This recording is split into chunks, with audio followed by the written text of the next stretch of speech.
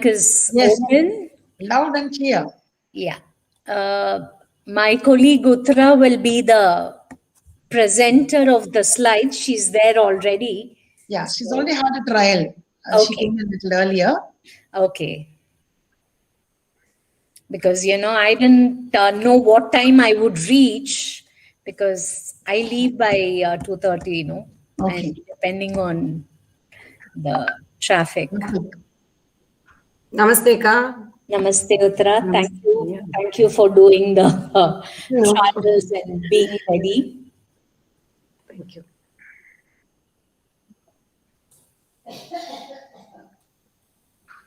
So we have just 3 minutes to go, and we'll start at 4 sharp. Yeah, we can start at 4 sharp because my presentation, in fact, is quite lengthy. So Uttara was not sure whether we'll finish in an hour. No, you can take a little more additional time. I don't see any issues with that. Yeah. No issues.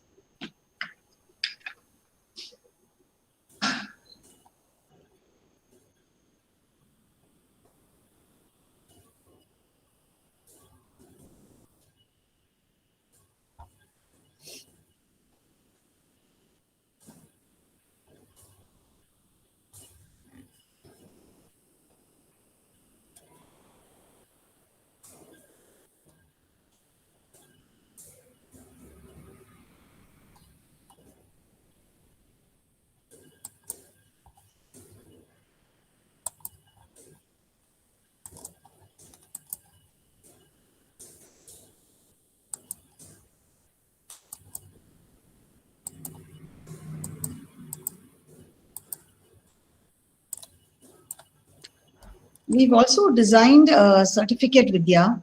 Okay. So that, after we give them the attendance, the link for feedback.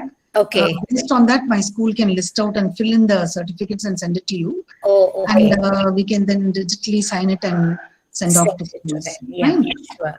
Yeah. So we just designed a very simple certificate today. Yeah. Almost similar to CBSE's. You know, so that we have our own original logo there. That's fine.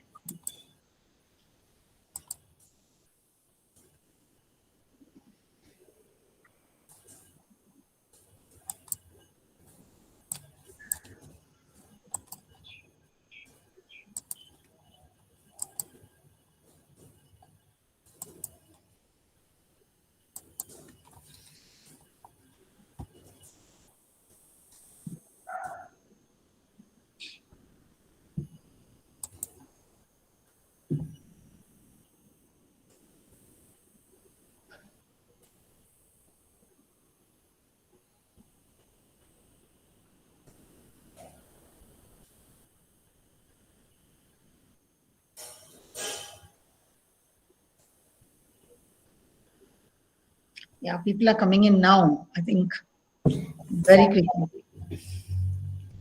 I think some of them would have had to finish school and then, join in.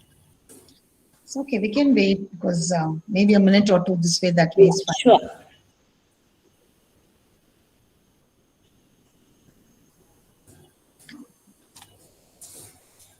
So we keep really admiring your passion for green, and it's, I think, the right person to do it today. Your Facebook is full of the pictures, really very inspiring, And today the weather also is, more in line with the mood. Everything is very pleasant and it's been raining. Bangalore has just finished a big spell of rain. Okay, heavy.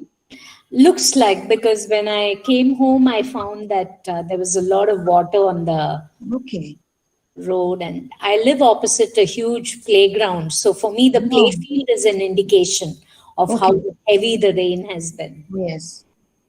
HOSUR has a bit of it, not so much. Kind of drizzling outside, Very light drizzle.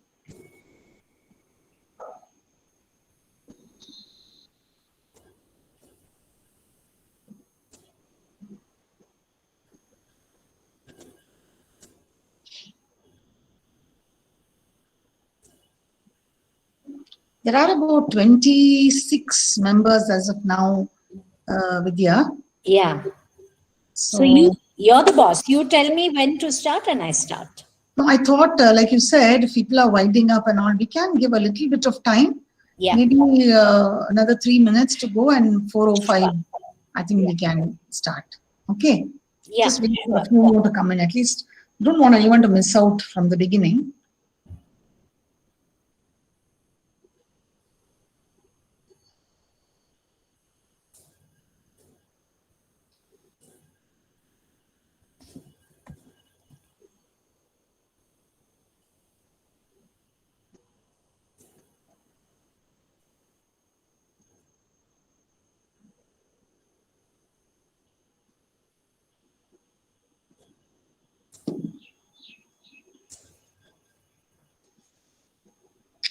Hello?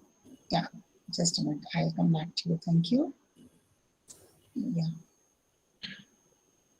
Thanks.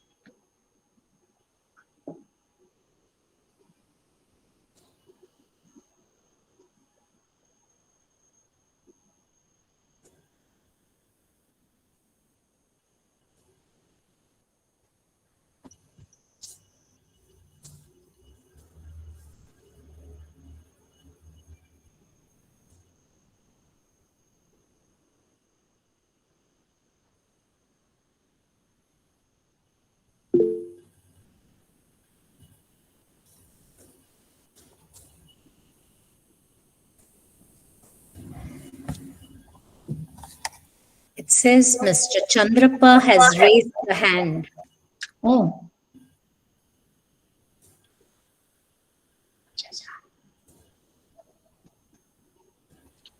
Yeah, he can ask a question. We haven't. Mr. Chandrappa, you wish to raise any query here? Mr. Ramachandrappa, your hand is raised. Is there any question?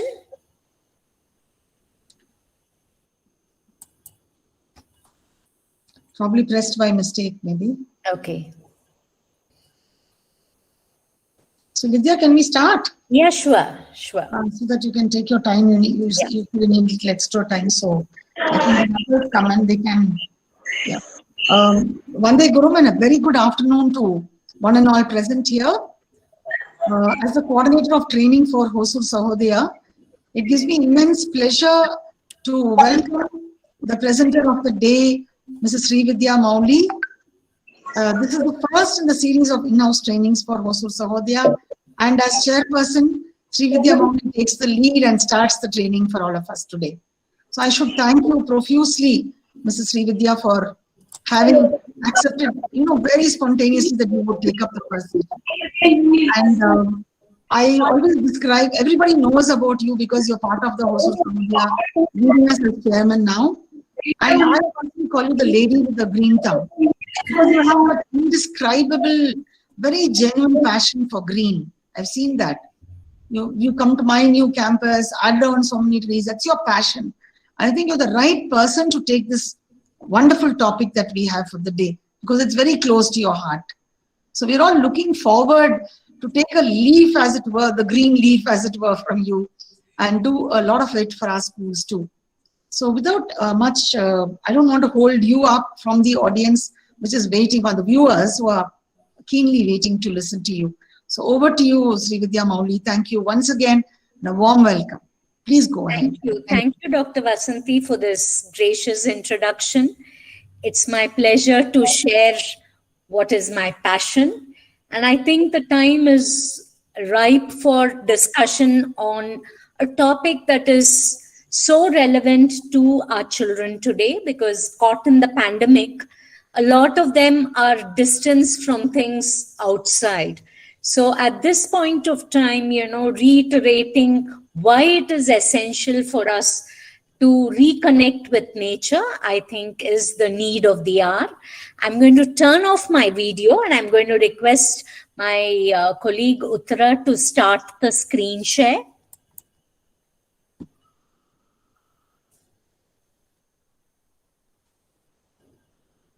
Yes. Nature or the green world is the legacy that I think we have to leave for our children, because the pandemic has revealed to us how very fragile the bond between man and the ecosystem has been. So we start with a little bit of, nature healing and watching, because people say the need of the hour is for us to watch our breath and to have what is called as a forest bathing. So since we can't go to the wilderness, we thought, why not do it virtually? Uttara, can you play the video, please?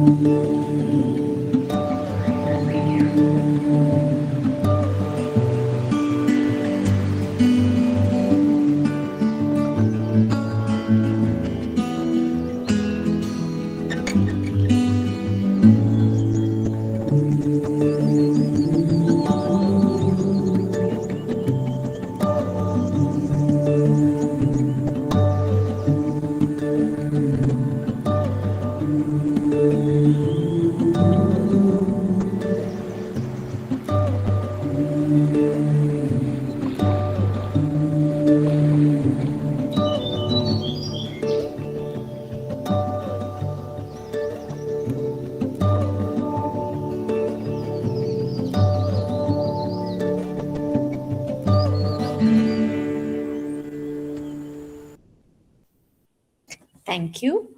We will take a minute or two to just ponder. Next slide, Uttara. Can you describe your favorite childhood place in nature?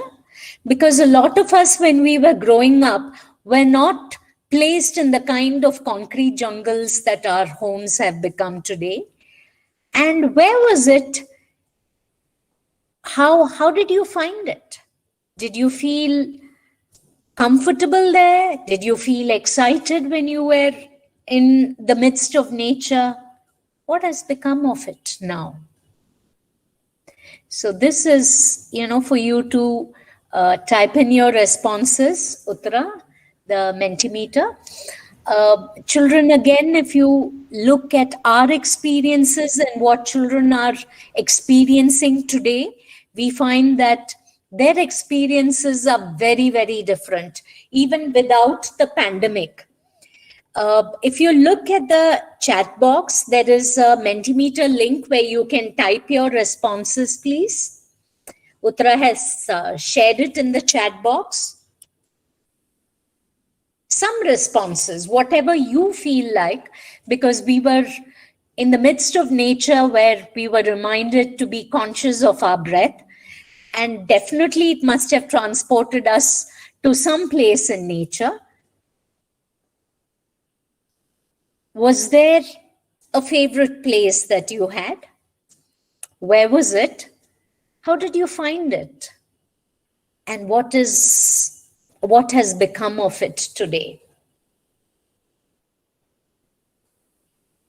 Some responses, please.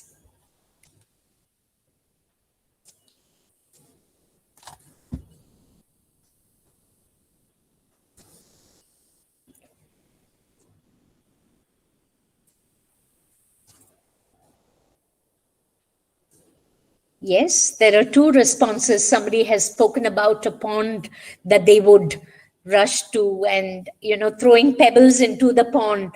That was something that a lot of people loved.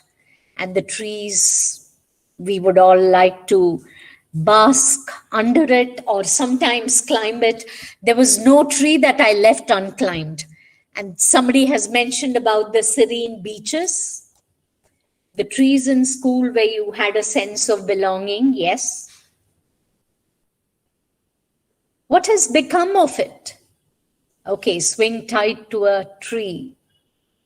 I just lost myself. I felt happy and peaceful.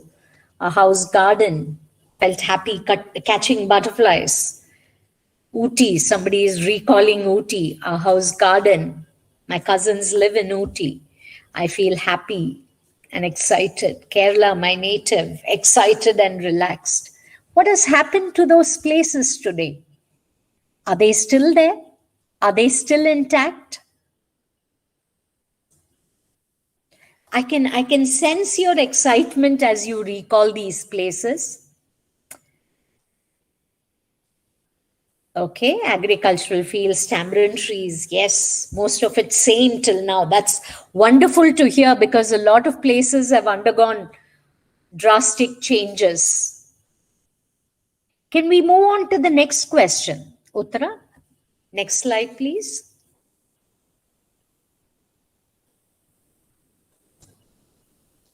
Yummy tamarinds I'm missing, somebody says.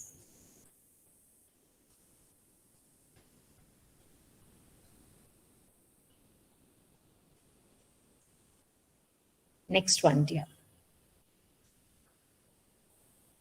Do you think children today have fewer experiences in the natural world? That was something to ponder. The next one, Uttara.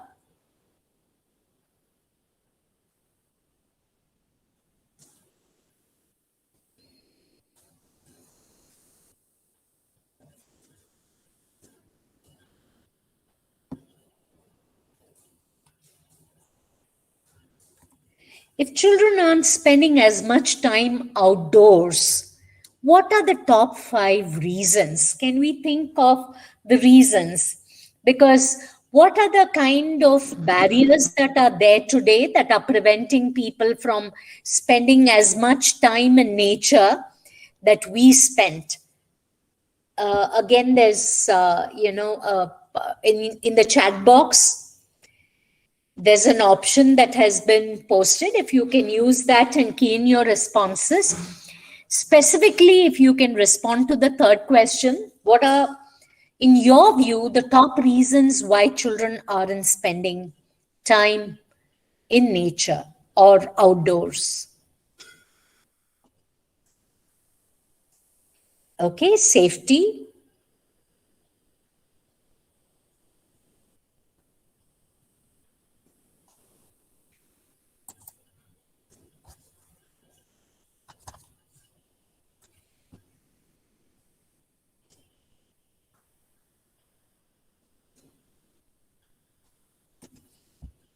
single child, working parents, health issues, climate change, addicted to gadgets, TV, school, homework, for enjoyment, again. Didn't we have homework when we were children? Compound walls, gadgets, media, parents are overprotective. Change of mindsets, social behavior, pollution, safety, homework, media.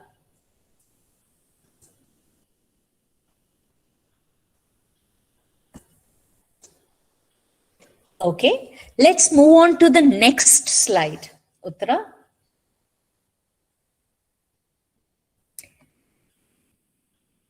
We may have a lot of reasons to say why children are not outdoors. We have converted our homes, our televisions, our gadgets, the kind of games that we get for children. We've converted that into a new age babysitter. And this is a study taken up by a medical college in India, where they have studied children and how much time they are exposed to screen. And they find that by the time the child is 18 months of age in an urban setting, almost 99.7% of the children are exposed to screen-based media. And the median age of 8 to 12 months, between that, parents start putting a gadget into a child's hand, and the smartphones are being viewed by 354 children, that is 96%. It was a startling study. And television. I remember a lot of people, using the television as the time to feed the child. So who is to blame? Is it the child that is to be blamed? Or is it you and I as adults, as parents, as society that is to blame? Because 72% of the parents themselves are not aware of the kind of damage this can do. About 7 years ago, I had a child who came into school in our early childhood program, a very happy, bright child. But every time I would call her name, she would not respond. I thought the child had some hearing difficulty. We sent her, next slide, Uttara. We sent her to, different tests. The parent was quite irritated. What is this? 1 week after my 2.5-year-old has started school, the principal is asking me to send for a battery of tests. Every test came negative. And finally, when I sent the child to Aarti, described the child, Aarti asked me, Akka, did you check if the child has SPD? I said, now what is this SPD? She introduced me to this term called sensory processing disorder. A lot of children who are stimulated by gadgets very early go through this kind of, you might find a lot of children in your classroom. Next slide, Uttara, because all these are self-explanatory. And we think that the sooner we introduce gadgets to children, the more tech-savvy they become. We think they'll be the next Sundar Pichai, Satya Nadella, Steve Jobs or Bill Gates. But what we don't realize is these are people who never gave gadgets to their children. If you look at what could be the reason, it is because they are aware of the damage that these gadgets are doing to children, which is why, they did not give. And today you find that less than 25% children have playtime. And play as such is a very, very essential aspect of growing up. And you find that by the time the child is in primary school, you find that 1 in 3 children in the US is overweight, and the day is not far off when the same thing you would be able to notice in India as well. And you find a lot of them have immunity issues, they have breathing issues. And a lot of us as teachers notice that children today are not as attentive as the previous generation were. Next slide, Uttara. So if you look at the kind of changes you have noticed in children in the last few years, a major shift you would notice is the increasing inattentiveness in the class. Children are not able to concentrate. Their attention is not age plus 3. You find that even 5 minutes, a lot of children are not able to sit in a place and do things. So what could be the reason? Next slide, Uttara. You know, 3 books that deeply influenced me in the last, say, decade or two has been The Lost Language of Plants, which speaks about how after the antibiotics have been introduced in the world, the number of diseases has only been on the increase. And they have not found cures for diseases. And there is also a theory that the pharma industry will ensure that we don't get cured. And 2 other books were The Last Child in the Woods and Vitamin N standing for nature. So these 3 books reinforced my already strong belief that nature and nature-based activities are what is going to help our children to cope with the pressures of a technology-driven world. Next slide. So what is this nature deficit disorder? People call it like how we have deficiency of other vitamins. You have something which is a nature deficit. You won't see the deficit manifesting all the time in physical symptoms, but you can observe these in the way in which children respond in the classroom. So all these studies have been studies that have been taken up post, this millennia, and people have started analyzing what deep impact this excessive materialism or gadgets. When we were children, we hardly had any toys. Outdoor play equipment also was shared by all the children in the streets. We would improvise. We would make something out of the palm fruit, the nunga. After we've eaten the nunga, we would take a cycle tire and play with it. A whole lot of improvisation happened, and there was a lot of physical activity that activated both our left and the right brain. The next slide, Uttara.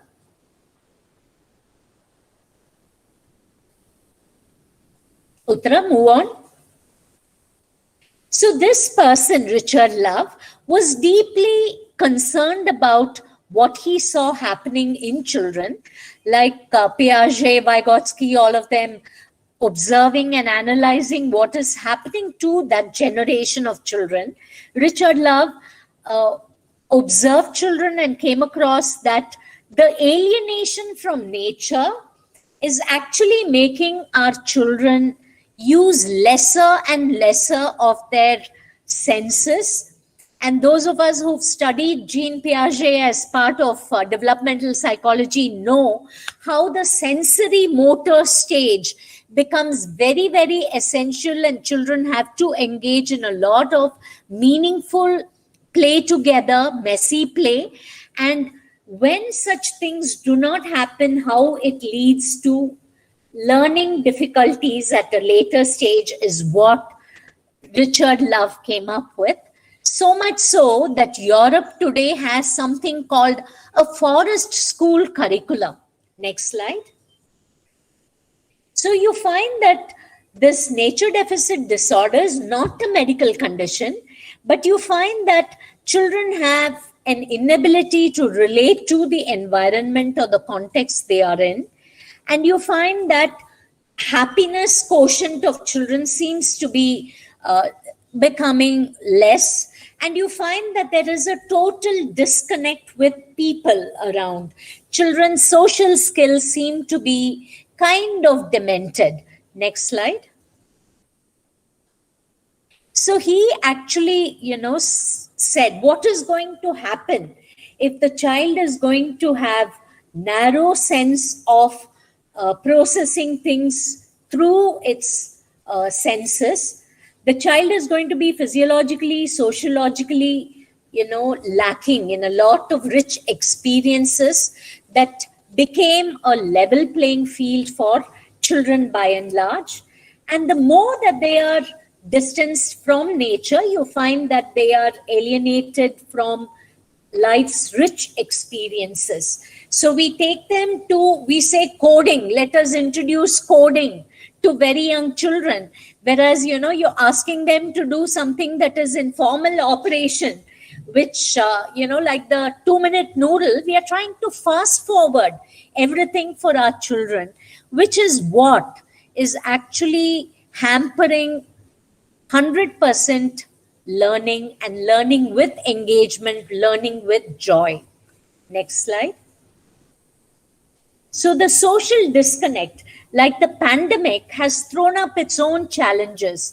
So this is a case study from the Hindustan Times that I have picked up, where a 14-year-old child who was still then a very vivacious, participative child in the classroom now does not come forward to interact. She's refusing to be groomed. Every experience at home is now becoming a tug of war. School has become a drudgery, and the child thinks that it is bored by whatever is happening around. Next slide.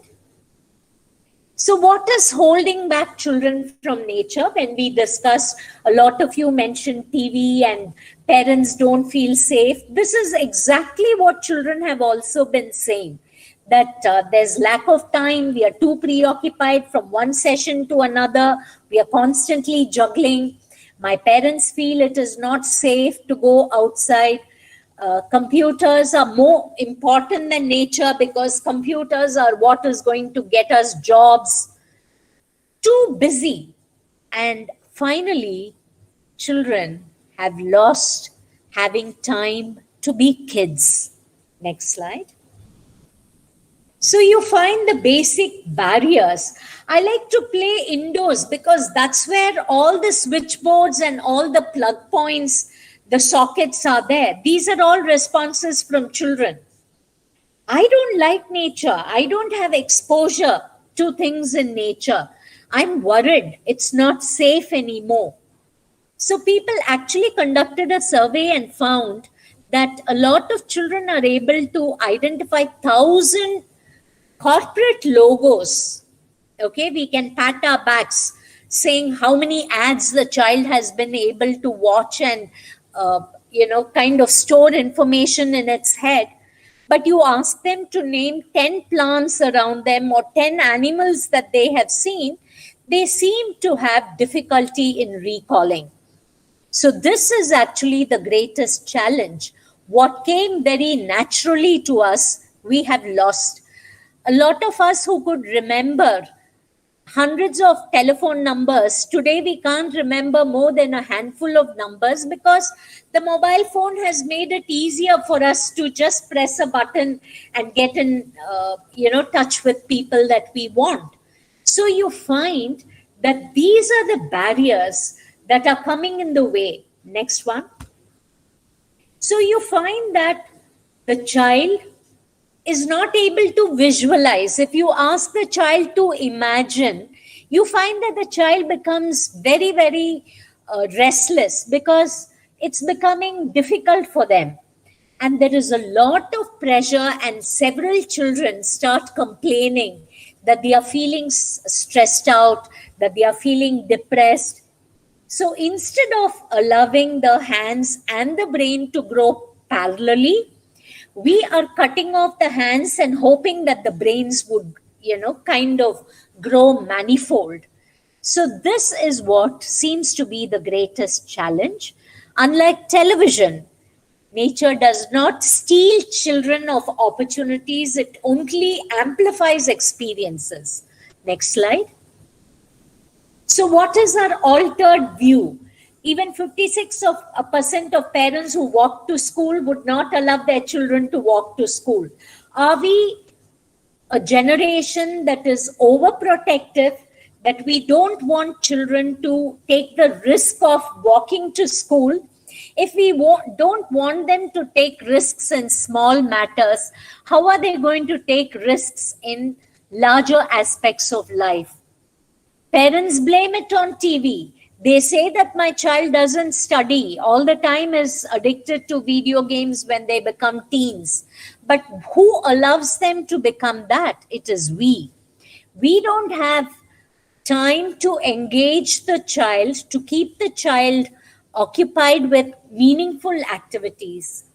So that is what is causing the nature deficit disorder, which is being termed as NDD. Next slide. So if you look at it, what are the kind of ramifications of this? The ramification, children are going to be more obese, depression. You find younger and younger children ending up with thicker and thicker myopic glasses. Osteoporosis sets in very early. You find that attention deficit hyperactivity disorder is on the rise. You speak to people in Nimans.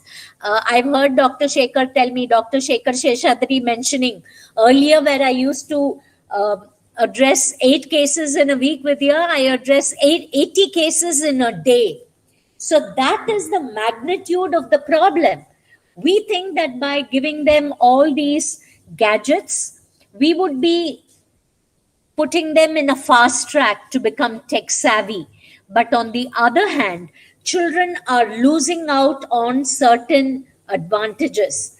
We think that they'll all get a job in Google immediately. You know, it's not difficult to get into Google, neither is it easy. And it's not that they are looking for people with the coding capability alone. They are looking at people with diverse skills, people who are able to do diverse things. And we are not providing them the diversity in school. How are they going to be provided that diversity at home? Even if homes don't, I think we as schools should provide them with diversity. Next one, Uttara. So how do we take it to the class? So if we can introduce to children, ask them to come up with ideas. How do you think, you can conserve energy? How do you think you can go green? Because today's children are very, very aware. So a lot of these ideas that are listed here would definitely come out in the classrooms. And we can ask them to come up with eco-friendly alphabet. Why should it be A for apple all the time? Why can't it be something else? Why can't SB segregate your waste? Why can't, look at butterflies and bees, or bicycle your way to school? So these are ways. Next slide, Uttara. I'm going through a series of activities that some of it what we have tried out, some of it which are suggestive across the levels, because we thought there should be some takeaway for you. For us, because ours is an eclectic approach of Montessori and Froebel, for us, sensorial learning becomes very important. So every class has its own garden patch. Next slide. You find that they go through the entire series, right from planting the seeds, watering, harvesting, sharing whatever they have harvested, and actually discussing at home and coming up with recipes. Because every time they harvest something, they also bring to me a bunch of whatever they have harvested, and I will ask them invariably, what am I supposed to do with this? They will give me a recipe and ask me the next day, Akka, did you make it? So here you find a family that has received the harvest from the child, has made items and sent it for snack and for lunch. So in this way, you find that there is a lot of integration of what the child learns and how, it is making meaning out of it, connecting it to real life experiences. Next slide. You find that children love to play in nature. For us, everything that they do, like learning about plants, learning about math, Everything is grounded in nature. Here you find that when they are studying about the bark of the tree, they get an opportunity to feel the bark, they get an opportunity to climb tree trunks. So these are ways by which, next slide, these are ways by which, they create found art. People speak of art integration. Nature can be integrated in the same way with everything that we do. So children get an opportunity to observe caterpillars. What does the caterpillar eat? How does the caterpillar grow? So a whole lot of discussion happens, and everything is grounded in what the child has experienced. After the thunder lily has bloomed and the seeds appear, you find what is called as the lily caterpillar appearing. So we collect the lily caterpillar and allow the children to watch the life cycle of the caterpillar. The next slide, please. So here again, you find children are observing the different stages of caterpillars, different stages of creatures that they see around. They've collected, after their nature walk, a tray full of flowers that they bring to class. They do a sorting. They speak about what they have found. They create art out of that. Next slide. So this is the very young children. Again, it's not only flowers. You find that leaves, twigs, everything becomes something that they have picked up, which they want to speak about, and they create stories out of it. The math problems are created using whatever they have collected in their nature walk. Next slide. So again, harvesting. There's constantly a lot of engaging with, things in nature, picking up mud. And then, whenever they sight something new, wherever they stop me and they start asking questions. This is as they are waiting for the bus. They see me coming to board the car. They've stopped me and they are speaking to me about the Passiflora creeper. So this is, just to give you an idea how you can integrate natural experiences with young children. Move on. Again, the outdoor play. Why should it always be only the younger children having slides and things like that? We've created this monkey bridge, Tarzan bridge. So everything in nature where the child has to try out, because climbing, activating the left and the right brain, the midline crossover becomes very, very essential if you get introduced to the NLP processes. So that's why we have created all these spaces. Next slide.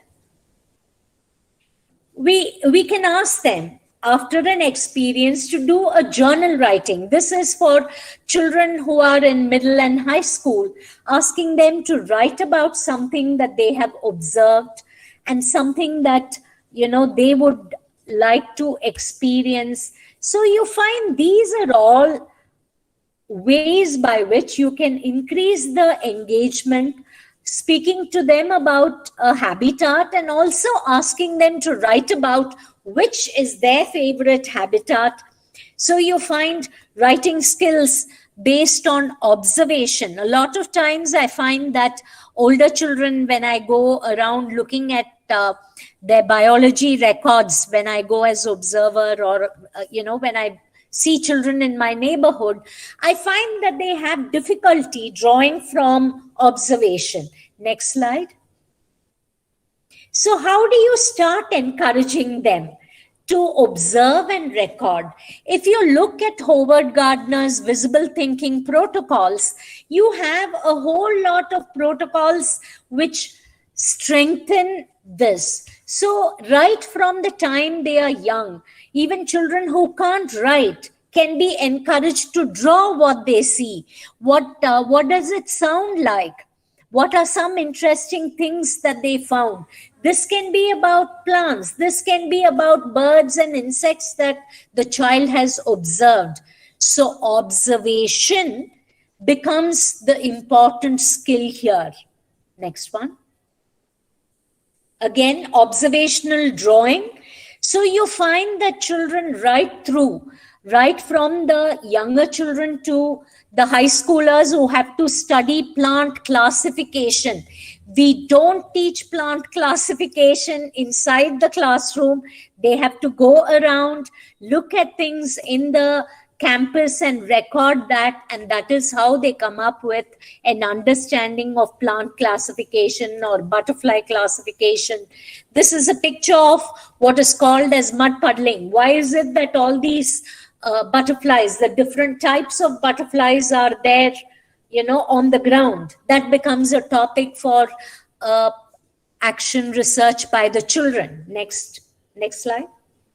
So if you look at the I see, I think, I wonder strategy, when you ask them to make observations and kind of jog their thinking prior to introduction of your whatever is your concept, you are actually preparing them for learning with meaning. So that is what, I see, I think, I wonder strategy actually, helps them to acquire. Next slide. Again, I see, I wonder, I think, again, the child is free to use his or her own order. What is it that they are seeing? Again, we have what is called as the visual thinking strategy protocol. What is going on in this picture? What do you see that makes you say that? What more can you find? All these are questions that help them to become deep observers of what they see. And this is what makes learning very exciting and meaningful for them to have as a hobby. Next slide. Again, if we are able to take them on nature walk and observe and start making their observational drawings, talk to people about cultivation, talk to them about what happens, get them to be engaged in making their own Ganesha, children, again, getting together collaboratively, coming up with what is it that they are going to create using the objects that they have found that day in nature. So learning together, learning with others becomes not merely a to-do a point for the teacher. It becomes a very natural corollary of the activities that the child is engaged in. Next slide. Observational drawing, again, like life cycle of a plant or the weather and what the child finds. Pay attention to the garden around your home. Even now you can give this. Or walk to a place where there are plants around your house. Make a drawing. And you find that children are able to make such beautiful observational drawings. And these days, children are much smarter. They take a picture. If the butterfly is something that they don't know, they ask their parents to WhatsApp the image to me or mail me the image to ask what it is. And I give them, this is the way you can try to figure out how you identify the species without giving them an answer, coaxing them to move in the direction of answers. Next slide. Nature journaling. I spoke to you about how children are unable to, even young adults are unable to draw. These are fourth graders, and the image that you see there of the Ixora is a watercolor that has been made by a fourth grade child. So this is something, next slide, Uttara. So these are, again, sketches by our fourth and fifth grade children.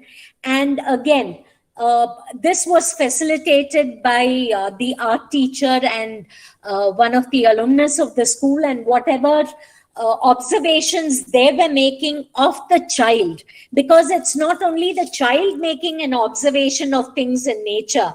What was beautiful is, I remember this child asking Akka, this kid in fourth grade asked me, how do I bring the softness of the petal, Akka, in my painting? So then she had to have a conversation with the child how you can bring it out by diluting the palette. So you can see how the child has diluted the colors. And people find it hard to believe that these are sketches that have been made by fourth graders and fifth graders. It's amazing. Once you teach them, they sit under the plant or sit observing a rock and make their sketches. It's not only things in nature. Look at this boy's sketch of the rock. He said, I want to sketch the rock. And he's tried to look at the rock from different angles and bring it out through his shading. So these children, you find that observational drawing, you can see the palette for the child to get the correct green to use. This is a particular creeper called the jade vine. It is in bloom in our campus in winter, and that becomes, the highlight at that point of time. Next slide. So you find that it's not merely the younger children. This is the largest banyan tree in our HOSUR area, where they have gone for an activity. And you find that this artist, Roshan Sahi, he's facilitating a workshop on trees for our high schoolers. And you find here the children in middle school getting into what is called as square foot gardening. So they are doing a whole lot of mathematical calculations. You can see our maths teacher there with them. Next slide. Again, why should we give them some abstract data for statistical analysis? So we've set up a rainfall, a Met center. They measure the rainfall, collect the data and record it. That becomes the data collection for analysis. Or they go to the garden, calculate a wild space, mark it, look at what are the kind of diversity in plants that they find, or the diversity in species that they find. So this is part of our forest trail in the farm across the road, which is again part of the school. Next slide. So again, a whole lot of observational drawing, artwork, total integration. And, here they're not merely looking at plants, but they're also looking at the species of insects that are visiting there. Next slide.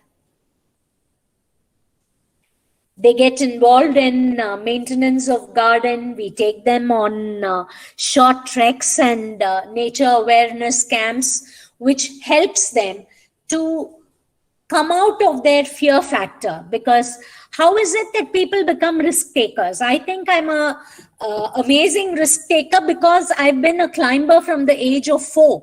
My parents exposed me to the wilderness. So it becomes such an integral part of my life.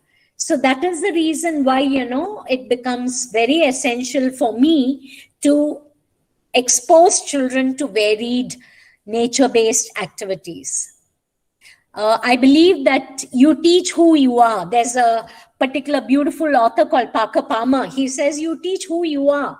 So unless I have the passion for nature within me, I will not be able to bring it forth in my class. So it's, something that we can all develop at whatever be the age. My husband has just started getting exposed to identifying plant species in Lalbagh. He's on the wrong side of 50. He's, learning things now. So, what matters is the motivation to learn. Next slide. So again, looking at plants like the palash you saw in the nature journaling, they observe the palash, they observe the kind of biodiversity it supports. If you look at this particular picture at the bottom, I don't know if it's clear, the entire flower is covered with red ants. And these red ants you touch or it falls on you, it's like a sting of fire. Mushrooms, the flowers on campus, the reptiles that visit us. I'm not sure if you are aware that we rescue snakes and release them in the wilderness. So, our children get an opportunity to observe them in a glass cage, and we talk to them about, the species that thrive around us, and the biodiversity and how it forms a very integral part of the food chain and food web and biodiversity of the region. Next slide. The bird life that is from HOSUR. These are pictures, that have been shot by my a dear student of mine. He's now a parent of the school. I would say that madness is something that rubs off. So this is something that in the last 1 year, when there's lockdown, he has been shooting all these pictures. Next slide. And we are trying to create a database of the bird life, the migratory and the resident birds of HOSUR. Next slide. So how can we encourage?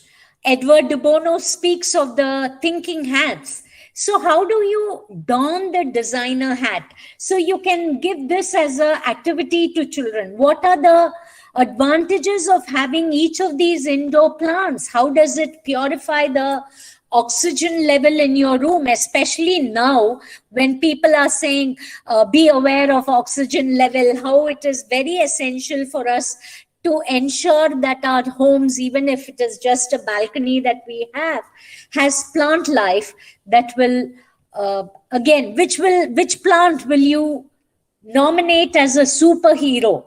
Like we had a poll once on school saying every temple has what is called as a Sthalavriksam, which has a connection. There is a story behind it. So we asked the children, what do you think should be the Sthalavriksam of TVS Academy? So they came up with 3 different plants, and each group had its own reason why they were nominating that plant. So you're getting them. People say, get children to think out of the box. These are ways by which you're encouraging them to think out of the box. You're promoting what is called as the 21st century skills of critical thinking, creative thinking, problem solving, decision making, communicating. Next slide. So again, integration with chemistry, how to make natural dyes. How do you make your own makeup? In olden days, people did have makeup. What kind of makeup did they create? How did they create it? They did not. Now you find that people are going in for forest essentials. Why? Forest essentials is made only of natural ingredients. So how do you create your own? Talk to your party, talk to your great-grandmother. I remember making Mai and Chand from Pavadamalli. I never wore these sticker bindis till I grew up. Neither was I allowed to use any of those market available Mai and things like that for my child. Everything that was made at home is what we would use. So again, asking children to explore that, asking children to speak about kashayams that enhance their immunity. All these are ways by which we actually help children to reconnect with nature. Next slide. Again, people speak of visual spatial intelligence. Visual spatial intelligence need not be only part of your learning objective. It can become a natural corollary of everything that you do in your classroom or when you go with them on a field visit. Next slide. Again, how do you help the child? Because Howard Gardner, not only multiple intelligence, he speaks about the kind of minds that we need for the 21st century. So he speaks of how you need a synthesizing mind. So how do you help the child to synthesize the information? How do you help the child to connect what it has observed? A young child might be able to use a Venn diagram to compare and differentiate a whale and a fish, or a cat and a dog. Next slide.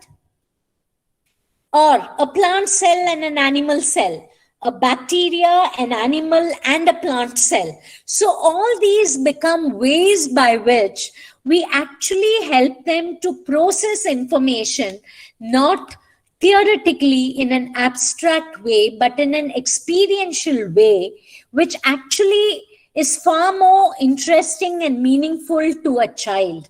than, giving a theoretical framework. Next slide. Again, pollination. I'm again going to play one video of the two. Uttara, the first one, dear. Pollen explosion. Perhaps you've seen this video online. Okay, go ahead and shake it. I think she nails it. That is one yellow cloud of doom for all of us allergy sufferers. So to find out what kind of tree this is and why it's releasing so much pollen, we contacted Kyle Wallach, a botanist from the U.S. Botanical Garden. I think this is a cedar tree, and it's releasing pollen from its male cones. The pollen is meant to be airborne, and it produces a lot of pollen to make sure it gets to the receptive female cones that could be miles away. So the tree spends all of its energy on producing pollen rather than pretty flowers. And quite frankly, if you go out and look at your car right now, you'll see a whole bunch of pollen on it, most likely. So that's who's doing that to my car. Tree! But in this video, there's actually someone beneath the tree shaking it. It's not like in nature you're going to see huge clouds of pollen drifting. Do you? It's meant to be airborne, so by that reasoning, if you get a really good big gust of wind, you're going to see that kind of a pollen cloud generated. But mostly it's kind of a gradual release. And if someone's got really bad allergies, like I do, you probably wouldn't want to stand directly beneath a tree when someone's shaking it like this, right? Probably, especially if you're asthmatic. That would be a little too much for your immune system to handle. For Discovery News, I'm Jorge Ribas, and that's The Pollen Count is High Explained.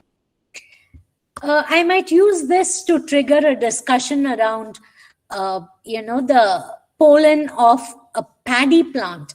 How long do you think that the pollen survives a rice paddy, a grain of rice?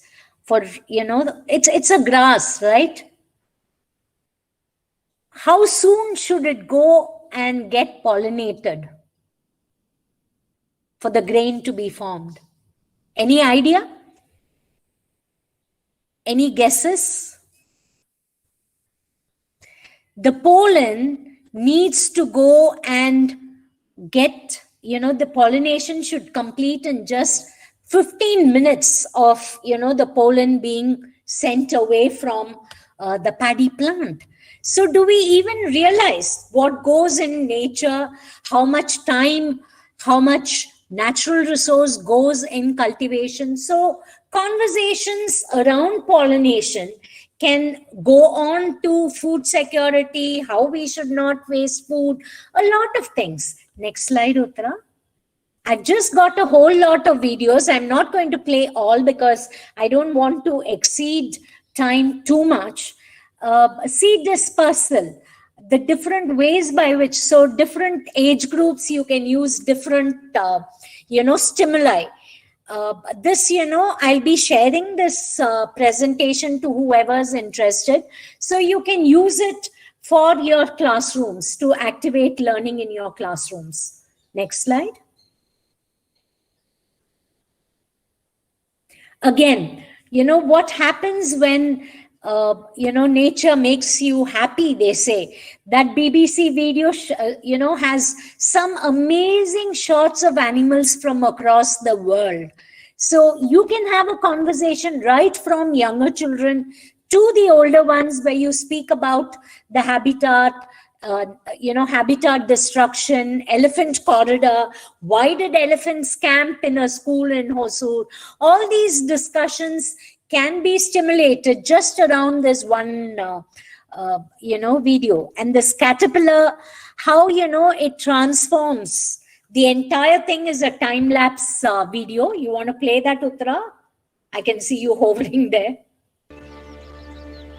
We've seen how managing woodland and farmland for butterflies can preserve the countryside we love, and also how butterflies can inspire the next generation to protect it.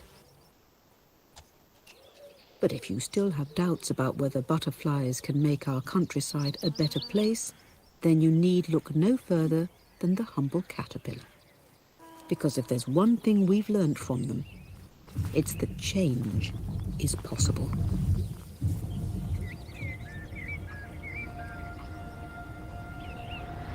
This is a brimstone.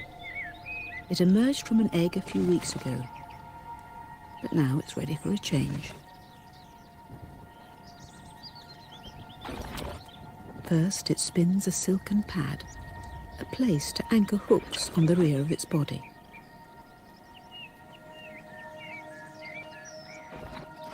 In a move to rival a contortionist, it passes strands of silk behind itself, creating a girdle to support it through the change to come.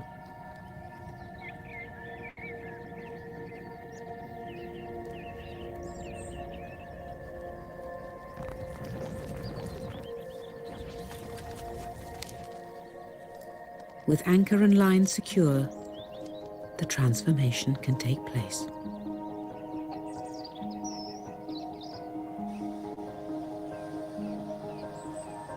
Caterpillars are little more than stomachs on legs.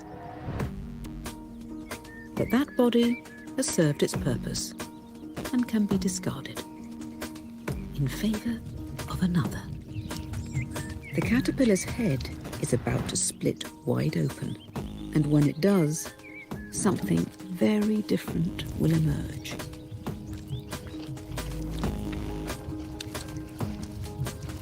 A chrysalis. The caterpillar was an eating machine, an identity rolled up like a sock and discarded. This body is for something different, an agent of near miraculous change, and one responsible for making butterflies powerful symbols of hope and transformation. This is a sign that something beautiful is surely on its way. The chrysalis is one of the most enduring symbols in the natural world. Thank you. Next slide. So you find that you can do with them what is called as a KWL, what I know, what I want to know, what I learned chart. So this is the KWL. You do the K when you introduce the topic, and then the child comes up with what it wants to learn in the W column, and post whatever observation it makes, it comes and records in that column what it learned. So an advanced form of that can be, what do I know? What do I want to know? How do I want to learn? What is the action that I will take? What is the research question that I have? So you find that whether it is for young children or slightly older kids, you can use a whole lot of templates like this to actually trigger their exploration and their learning. And it need not be only what an individual child does. It can be a self-directed learning that a group of children do together. So here, you can try it as a think, pair, share activity or an observation they do together. Next slide. So why am I speaking so much about this nature deficit? Because once children are able to reconnect with nature, you find that their academic performance becomes better. A child who you think is very restless in class, if you allow the child to just go for a run around the classroom, come back and sit down. Of course, for us, because each of our classrooms is an independent building, it is possible. If you are able to allow some kind of physical mobility, you find that the child is able to sit and concentrate and do things in a much more focused manner. You find that their engagement and enthusiasm becomes much higher, and you find that they are much more willing to be, in control of their behavior. You don't find self-regulation becoming an issue once you give them opportunities for them to explore the natural world. Next one. You find that Some mindfulness activities, meditative practices can also be done, because you are able to get them to sit quietly for even 2 to 3 minutes. What are the different sounds we hear? What is man-made? What are things that are made by machines around us? Asking them to balance stones one on top of another, that again heightens their concentration and attention. So all these are ways by which we can help the child to connect with the outside world and also with himself or herself. Next slide. So if you look at the kind of suggested activities, Uttara, can you make it as full screen, or is it that only I'm seeing it as? It's full screen only, Akka. Okay, thank you. So when you're looking at plants, because I thought if I could give you a list of suggested activities, it might help you. You can get them to study different types of leaves, flowers, seeds, bark, root, the root system. There's something called root balling, where, an entire tree can be lifted from one place to another. All these are ways by which you can ask them to become aware of the natural world, the plants around them. And when you look at animals, the kind of fauna that we have around us, you have local birds, migratory birds, nesting patterns. What are animal tracks? What is a elephant corridor? Because being in Hosur, we live in an elephant corridor. So what is that? Then what are the kind of biodiversity that we have on our own campuses, in our own, district? What is the kind of habitat loss? Do you know that one of the most common species of trees in Krishnagiri used to be sandalwood? And now you find that, thanks to Veerappan, you hardly find full-grown sandalwood trees. About insects and worms, you can get them to observe and speak about, study about weather, the kind of changing landscapes. And in the long run, everything can lead to how do we make our life sustainable? What are things that we can do to save our planet? What are things that we have learned from the pandemic? What is it that we should do? So these are things that we can actually address. So a Greta Thunberg need not be the only student voice or young person's voice. You can have a whole lot of ambassadors from Hosur speaking about what should be done in Hosur. Next slide. So again, if we create these green schoolyards, how are we helping the children? We are helping them to calm down. We are, creating a sense of positivity. We are creating in them resilience, the ability to bounce back. We hear so much about stress and trauma in children when things don't go their way. It's because they have never been taught to bounce back after they have fallen. It actually helps them in interpersonal skills, also become self-aware and manage themselves. So in fact, my plea is that the more you expose children to nature, the less behavioral issues you will have in the classroom. Next one. So how does nature integration look like? It actually creates a whole lot of opportunities for physical activities than indoor play. It allows children to interact with nature, to do a lot of fun stuff, activates, the left and the right brain.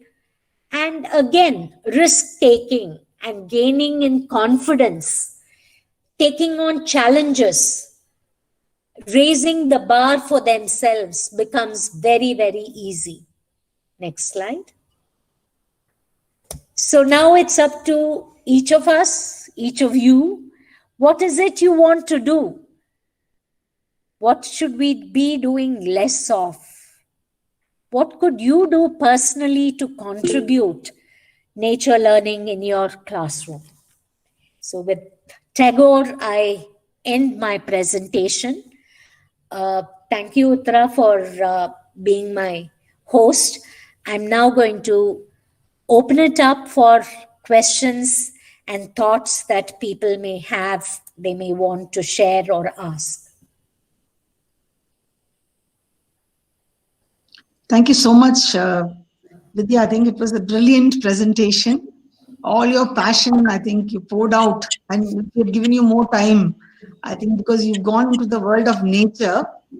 And I would say this has been a very powerful wake-up call for all of us. A very powerful one at that. And when you started with the video and went on through reflective questions on the Mentimeter and the Slido, it kind of got us involved. We need to answer a lot of questions beyond even what you asked us. And the data is a little shocking to take, but that's the truth. When you say 99.7%, it's unbelievable, but true. And saying that 72%, I noted all that down to speak. Parents not concerned is another shocker.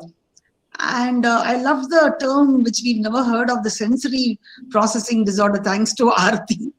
And everything else we've heard of ADD and we complain about ADDH kids, but what about the nature deficit disorder? It's another area, the vitamin N. And I love that forest school curriculum. I think I must spend some time going. You can elaborate if you know. And all of the how of it. You spent a large chunk of this meeting telling us about the how, what schools can do, showing us your own examples, and then a lot more that's happening everywhere else. How do we use the media more effectively? We must use the media. You did use the media, showed us lovely, YouTube videos. So how do we use those videos effectively to awaken our children? I think it's been a very powerful learning for all of us.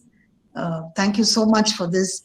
And I think people can unmute and speak and raise questions, or even, I think we need to appreciate also. It's very important, the art of appreciation, especially when so much of takeaway has happened. So I throw this floor open to members who are present here. You may unmute yourselves and speak. Please go ahead. We're not going to call off names like a classroom, but you can speak now, because it will be very nice to know what your learning has been. Would anyone like to speak?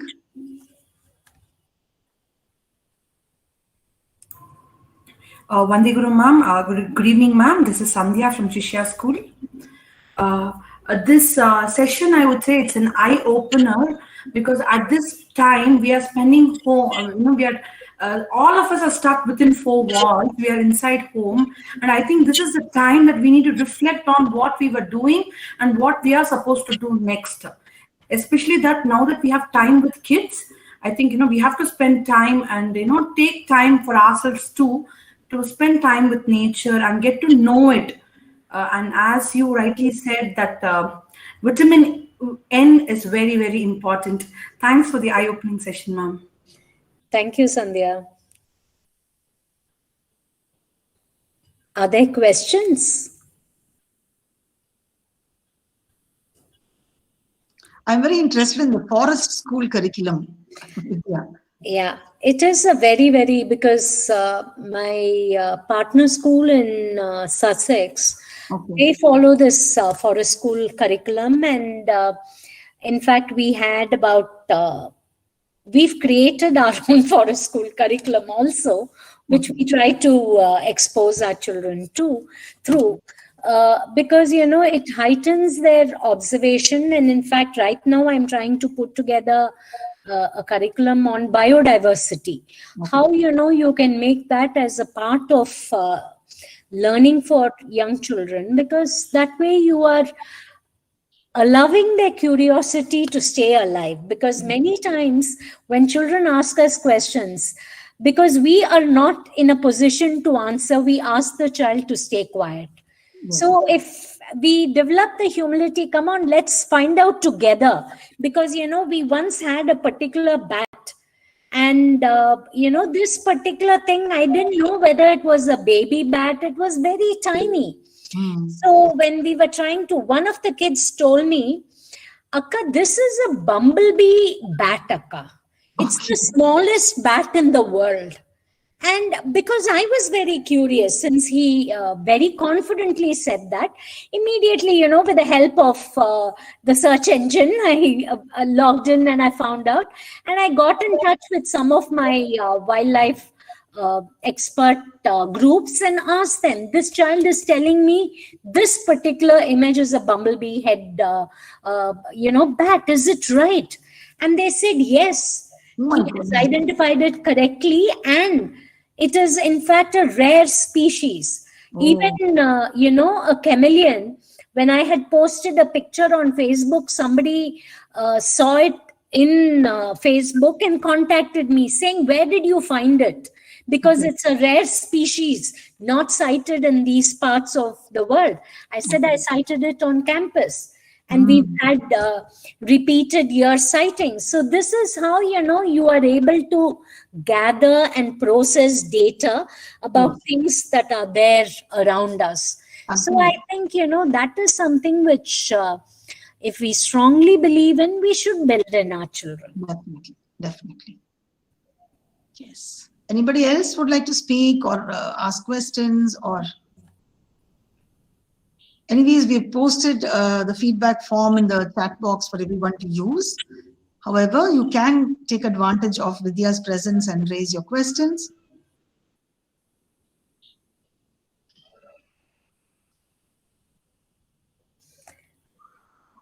If there are no questions, there are only two things. Either the presentation was very clear or it was. Of course it was. It was too overwhelming. Maybe also true, both. But we'll have our feedback, and I'm sure a lot of people in the box, talking about being a very wonderful, useful session, Vidya. That's what the chat box says. Yeah. So, thank you. And thank you for this opportunity, Dr. Vasanthi, to share my thoughts and experiences in this forum, because what we know we can share with others in our group, so that more of us get together to create maybe children. True.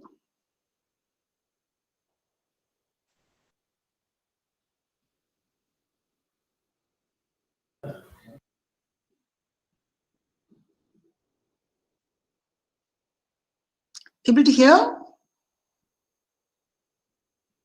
Yes, ma'am. Yes. So, Mrs. Vidya has a connectivity issue? Yes. So, we'll request participants. Yeah, Vidya? Yeah, I think I'm back. Because it's raining here, the connection seems fluctuating. Yeah. Thank you once again to all the participants for joining us this evening for this session. Thank you, Vidya. Thank and you. I thank the team from Shishya for organizing this session. Vinita from school, Vinita Raj, our headmistress of the kindergarten section, Mrs. Sugumar, who did the IT part. And I must thank Uttara also for coming in and supporting the session throughout and taking it through. Thank you, Uttara, for that. My pleasure, ma'am. All members who participated, thank you all very much. And it's been a pleasure hosting this first workshop.